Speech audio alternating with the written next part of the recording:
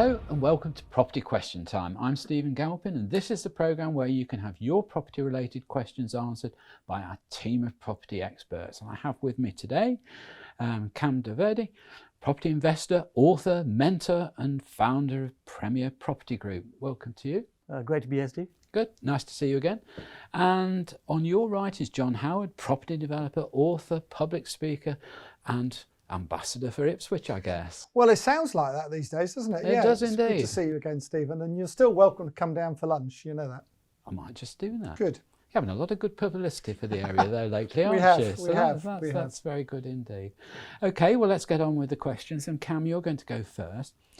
Do the panel think that post-pandemic we will see an explosion of residential rental debt, or with some of the government's assistance and incentives and a helpful attitude from landlords, the industry will pull through without too much lasting damage? Let's hope so. But what do you think? Well, that's a very important question when you think about it, really, isn't it? And if you're like us, it's all about adapting. So moving forward, what we're noticing is, the rentals coming in are very important. And of course, it's a human fundamental need of property, isn't it? So people have got to live somewhere. Either they're buying a place or they're renting a place. So there needs to be continuity of rental. It's just the nature of of what it is. So specifically moving forward, I think the rentals will continue. People are paying, in my experience, and what we're finding, in the number of tenants that we've got, they are paying. They tend to fall into three camps. Moving forward is what we're doing also on the investor side on how we can deal with them. So there are people, normal people, that pay the rent on time. They're managing their finances, and that's all great. Then we've got people where they do need a little bit of help. Maybe they've lost their job, maybe they've been furloughed, maybe they're in that sort of situations. And as responsible investors, obviously I can only speak in terms of how we do things. As responsible investors, I believe we should help those people. So of course, it's a business, we've got to manage the cash flow, but you've also got to manage people's situation. So what I mean specifically is that we're creating payment plans with those people. So we're saying, right, okay, what can you pay? What is a shortfall? How much time do you need? And managing that cash flow so that they've got a roof over their heads. They're able to manage. They're not too stressed. They're already stressed in their lives anyway. They're managing that. There's those camp of people, and then we've also got keeping the honest conversation. We've got the third camp of people which are just playing the system. Now, I would say right now we've got a couple of those types of tenants out of the hundreds that we've got.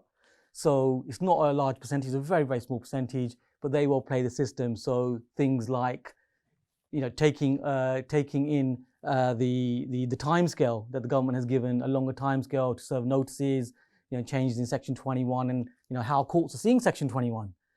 Where they change their views on it, things like that. That's assuming you can get a court date at the moment. Exactly, yes, we can get a court date. So there's all of that, and then calling in councils and complaining about disrepair when there isn't any, and they won't let you access, and all this kind of thing. But it's a very small percentage. But I think typically moving forward, as investors, from the investor perspective, we can help the tenants, and tenants are paying rent. And of course, the LHA system, the government are doing their bit as well. Yeah, well, I think I hear from a lot of our contributors, Kam, that being a responsible landlord does mean listening to your tenants at the moment, because just legal action and the heavy-handedness has got to go really at the moment. It doesn't suit the time, does it? Yeah, it doesn't make any sense. I mean, what we always aim to do is mediate the conversation, see if we can work out something. But then, on the odd occasion, you'll get that sort of awkward person. But generally speaking, that's fine. And I think there's big demand for rental in the areas that we're in, for sure. And rental is being paid. Again, listening to all the agents, they say that the rental market's, pretty hot. It's good. It's pretty good. But are the rents coming down because of COVID? Are landlords getting very keen to make sure they don't have these voids and will reduce their costs accordingly?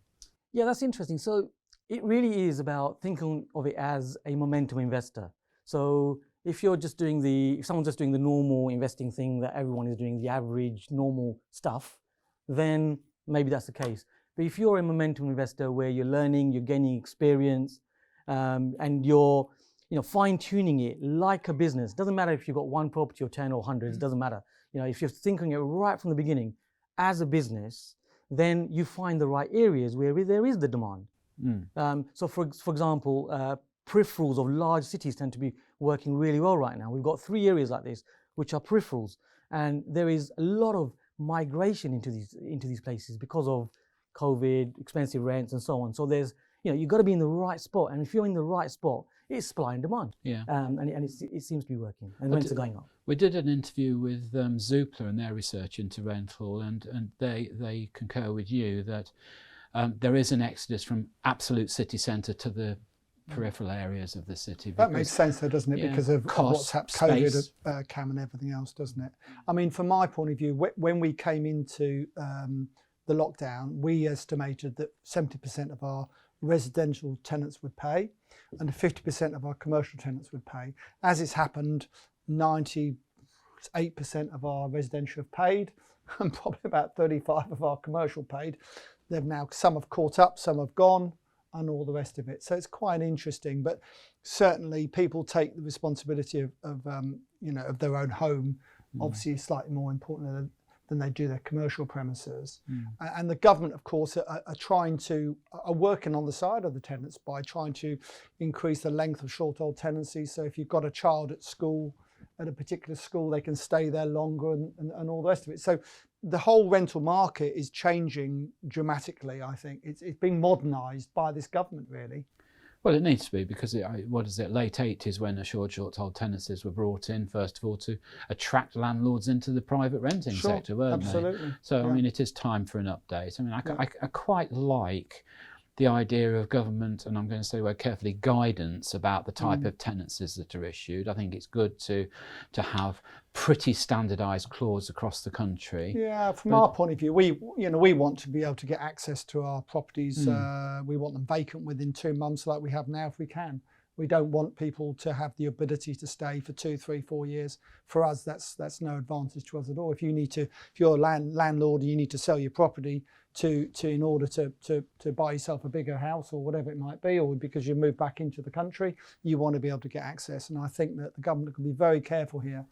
Do you think there's any sort of legs to the conversation that says, particularly in council accommodation or perhaps even housing association, once you go outside of the limitations of your entitlement to such property, then you really ought to be moving on and freeing up that property for the bottom end of the market again? I mean, I don't know about you, Cam, but I think that's absolutely right. I think if you're in a 3-bedroom semi and your kids are left home, and and it's stopping a family from being able to move into that, and you're on your own, then they should be able to. I know they at the moment they guide you to the fact that, well, why don't you have a 1-bedroom apartment instead? But I think, to be honest, they should force you into a 1-bedroom apartment because it's freeing up a family home for someone.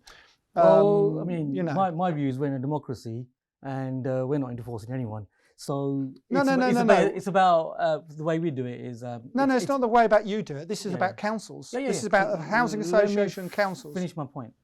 So what I'm saying is these people that they will work it out for themselves. I mean, just because someone's they clearly don't, Cam, because half the trouble is there's people in 3-bedroom homes. Where's that then? All over the country. There's people in 3-bedroom homes where their families have moved out, and the tenant, they stay in the house because it's comfortable, it's where they want to be, when really that could go to a family. If they're paying the rent. That's not the point of a council association. John, hold on one second. I think that's a very valid point.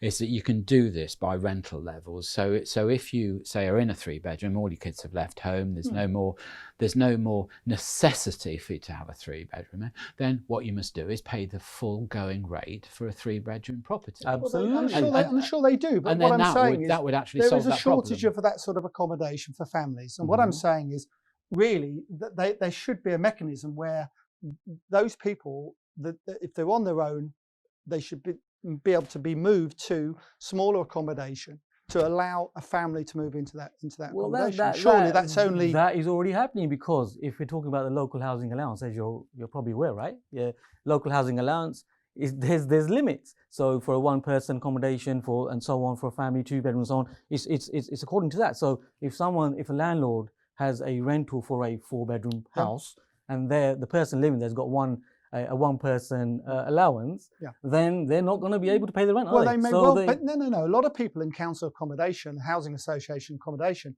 can easily pay the rent.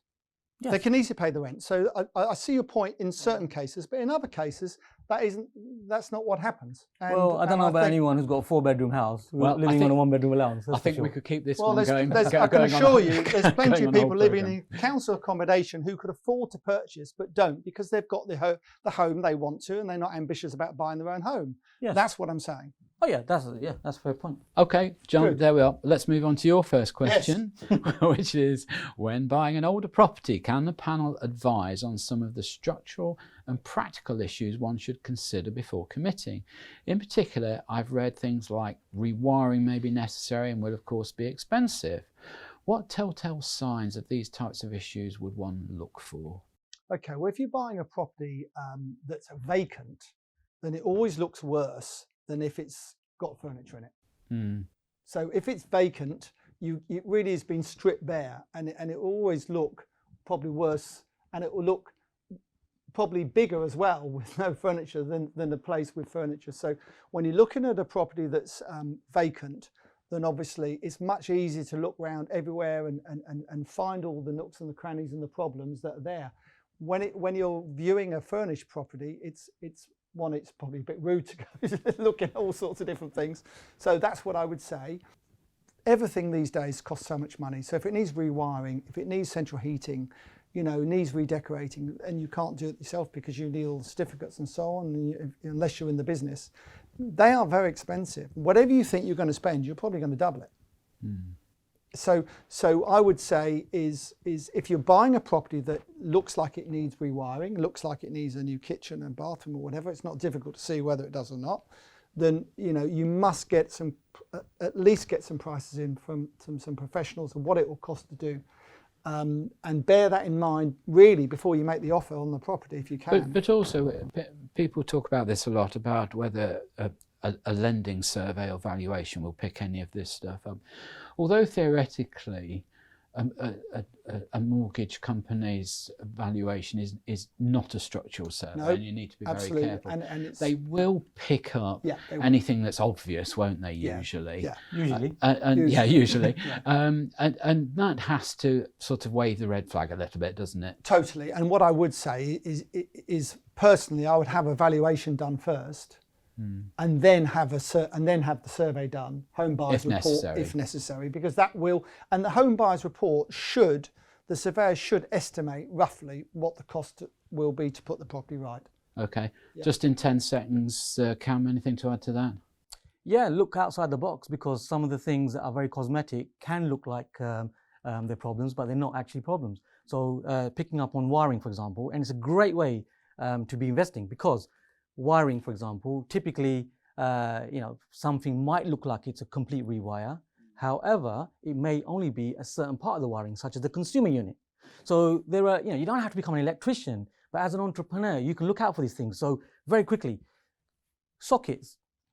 If a socket is above the skirting board, that's an indication that it doesn't need rewiring, potentially. If you look at the fuse box and it's the old-fashioned fuse box, but the sockets are above the skirting, then it can be, potentially, it's just a consumer unit. Okay. So these are things that you can pick up on that many people aren't aware of, and they're thinking you need a full rewire, which might be £4,000 or £5,000, where the consumer unit will be a maximum of 500. So these are where you can pick up bargains where other people have missed them. All right, thank you very much, both. Well, that's all we've got time for in this half of the show. So I think the moral there, Cam, is if you turn blue when you turn the light on, shout. Yes? Possibly. If you say so, Steve. Okay. Join me again after the break when we'll be asking more questions of our property experts.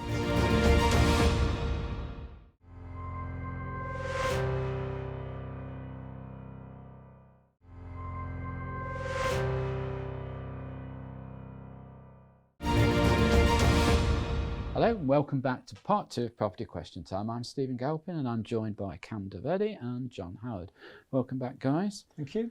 Cam, your second question. There has been a trend towards upgrading HMOs to very high-end, luxury level, superb common facilities, including lounges, high-grade kitchens and many other comfort items. Is this the future of the HMO market, leaving lower priced accommodation needs to be supplied by councils and housing associations? So my view on that is it's a trend. So I call it the trend of the big and the small. So in property, if you notice, there tends to be new things that come along. But actually, they're never really new. They're just old things regurgitated and made new. Cam, right? totally right. I'll go with that. Yeah. So well, there's a trend right now, in the younger generation where it's trendy to be in these sort of larger. They don't call them HMOs anymore, do they? Co-living spaces and so on. Will the trend last? Well, who knows? That might be a 3-5 year fad. We don't really know that. What we're into is more about security, securing what you're doing, so it's safe, it's de-risked, and you're moving forward. So what I mean by that is the HMOs that I have experience in, that we invest in, are HMOs where you have a solid profile, solid tenant. So for example, in 2 of our areas, it's students. With students, you've got a tenant profile where they're going to come in, there's a process, how long they're going to stay. You can actually really work it out. You can work out, let's be honest, it's about you also gaining income while providing good accommodation. So you can provide accommodation for the students, the HMOs work really well, you make income from it as well, you have a good life as well, and it's a win-win-win for everyone. And those are very sustainable because the types of HMOs we also do with these houses, why they're sustainable? Because when authorities decide to change their minds on what they're doing, such as Newham Council, were first council to actually put in mandatory licensing for buy-to-lets and for HMOs. So when that came along, overnight, literally, a number of our HMOs, we had to convert them back into buy-to-lets because the space standards just didn't work for those properties. You can't extend every single property. It just doesn't work like that, right? So we had to turn them back. But we'd work the numbers out as a buy-to-let. So my point is that if you're getting into HMOs, you want to be getting into the right type of HMO where you've got sustainability. Be careful of fads, work with security, work with things that, you've got an exit strategy which can work for you medium to long term. So that's my view on those. So when you get your HMO license from the local authority, which some of them point blank refuse, don't they now, to give HMO licenses? They can do if it's an Article 4 area and so on. If it's not an Article 4 area, licensing is, I don't want to belittle it, but it's a form-filling exercise. As long as you've done everything right in the first place, you're going to get the license. Okay. So how long does that license last for? So depending on the area, so the areas that we're in, typically 5 years. And then you renew the license, which is another typically £500 in some of the areas and £750 in the other areas. Fill another form. What I'm thinking of is what are the risks, I suppose, of setting up an HMO, having some legislation come in halfway through your 5-year period. Presumably that would then get picked up at the 5-year point where you've got to reapply. Would it apply in the middle of a sort of license period? Yeah, so like what I say, so in my experience, for example, using Newham as the example, when that changed, we had to adapt that back into buy-to-lets, some of those properties. However, other areas, it's a view that they're taking. So you would get grandfather rights on some of the properties. So if you're already doing what you're doing, then they'll let you continue with it. You might need a license, you might need to adapt some of the things in your property. However, you can still continue. So, but I like HMOs where you can exit from them and you've got a second strategy. So, like I say, any property that we'll go into with a HMO, we don't do these monster HMOs or these large co-living spaces. Just my viewpoint of what we do. I like things where we've got that, like I say, that longevity of it, so that you can adapt it back into something else. So we like HMOs, but not the larger ones, houses that can be converted back into houses. Like with most businesses, you need either an exit strategy or a plan B, don't you? Well, you do. In my day, in your day, and my day. Okay. Bedsits. Be careful. Well, they were bedsits. Be careful where you're going with this. Yeah. They've just like you said to start with, Cam. It's just all been, rebranded, and obviously the much better accommodation there used to be in the old days. So which is good. The fact that the standards are higher for accommodation is a good thing. It's a good thing, yeah. When I started 30 years ago, and the first property I had was actually a HMO, but I didn't know it was a HMO. And the only reason that became a HMO because I mean, I don't know if you probably remember this, right? Maybe you might remember this. You might be too young, but you might remember it. I wish. I might remember it. Back in 1989, the interest rates were, the Bank of England base rate was 15%. Yeah. I mean, some of our viewers can remember this, right? Yeah, of course. And that wasn't the mortgage rate. The mortgage rate was 16.5%. Yeah, it with was. Leeds and Holback Building Absolutely, Society. yep. And there was this property. Cut long story short, I got left with it. I got left with that problem, and I had to do something about it. And my aim was to just cover the mortgage. And I thought, why don't I just rent these out room by room? And at the end of the month, surprisingly, there was a pot of money left over. And I thought, this is pretty good. I was only 18 at that time.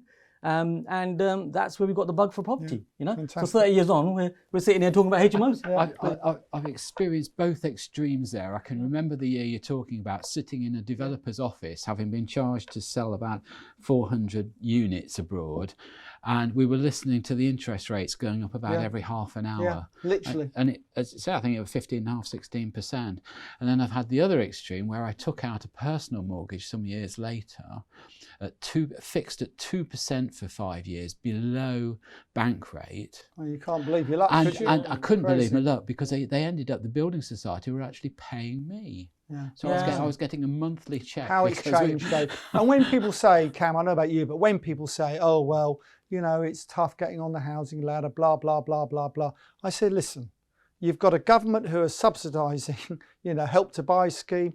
The interest rate's probably 1.5%, 2%. I mean, they've never had it so good. They may not be able to live round the corner from mum and dad because it's an expensive area, but they can, if you're working, you can find somewhere to buy. There's no question about that in the UK.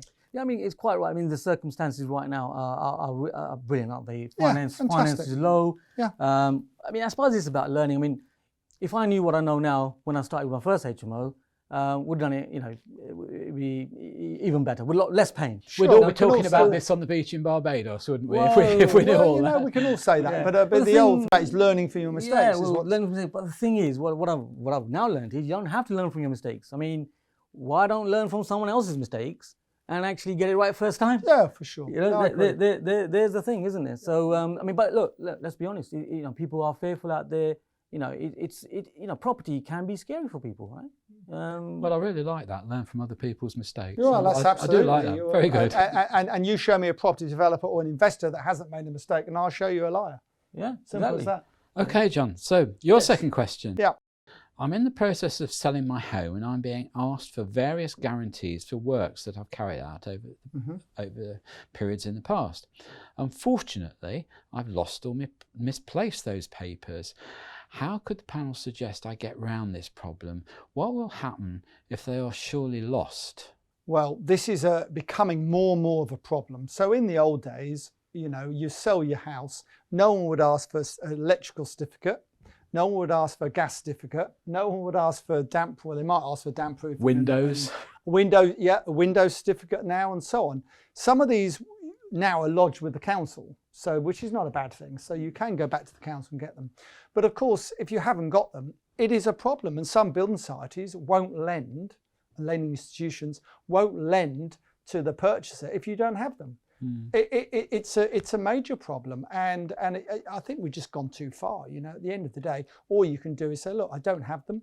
I don't have them, and then it's really up to the buyer to assess whether or not they're important anyway. And if they are, like electrical certificate, then you can obviously then say, well, I'll get, you can get electrical certificate, an up-to-date one, and the same with a boiler, you can get an up-to-date one. So it can be rectified to a point, but I think, it's not like the old days, Cam, is it? Nowadays, they want the certificates and they want to know your inside Does leg not measurement. the new, I never get it the right way round, EWS, SW1, EWS1 certificate, does that not supersede all of this, or is that just purely on safety? That's purely on safety, I think. But even so, if you don't have it, if you don't have these certificates, there's no sale. Well, this is the thing. In certain cases, it's a problem, isn't it? Well, yeah, it's a big problem. Yeah. Quite right, John. Yeah. So the problem, the thing about property investing is actually about solving the problems. It's about being able to navigate through these problems, isn't it? That's the thing. Totally. Yeah. So specifically, I'm going to share 2 words that are going to solve a major part of this problem. And that is indemnity insurance. So for many parts, when we're actually completing on projects, so for example, a chimney's been removed, and they're not, the surveyor's not sure of how it's actually being shored up, or the boiler has broken down. There's no certificate for that. So indemnity insurance, which is very cost effective, to be fair, we're only talking about £60, £100 in that kind of region, gets you over the line to complete on the property, where other people unfortunately are seeing it as a big problem. You found a solution and you navigate through it, and then you can and you got it. So, windows, fencer, things like that. Again, another way, indemnity insurance. That's okay for certain people, but not everyone. Not every. I agree entirely with you. In certain cases, you can get the insurance, but in certain cases, you probably can't. So that it's a you got to navigate through. So I'm not saying everything, but the majority of it, yes, you can. Gas safety certificates can be produced at any given time. So the gas so what we do, we had to do it last week. So gas safety certificate wasn't there from a landlord who's selling a property. So we went in there, we paid for the gas safety certificate, and just put ego at bay and just got it done. We paid for it. Yeah. But at the end of the day, who wins? You win, and you're moving forward in your investment career. It's like anything. And you're creating a life for yourself. It's like anything, Cam. You've got to drive. You're the captain of the ship. If you're buying or whatever you're doing, to do a deal, you've got to drive the deal forward, and you've got to do what you need to do so. Okay. Well, on that note, that's us out of time now. So that's some great answers from you both. Thank you both very much. Pleasure. Indeed for that. I'm sure our viewers will be very grateful. So from John Howard and Kam Dovedi, thank you very much for joining us today. I'm Stephen Galpin. Join me again next time on Property Question Time.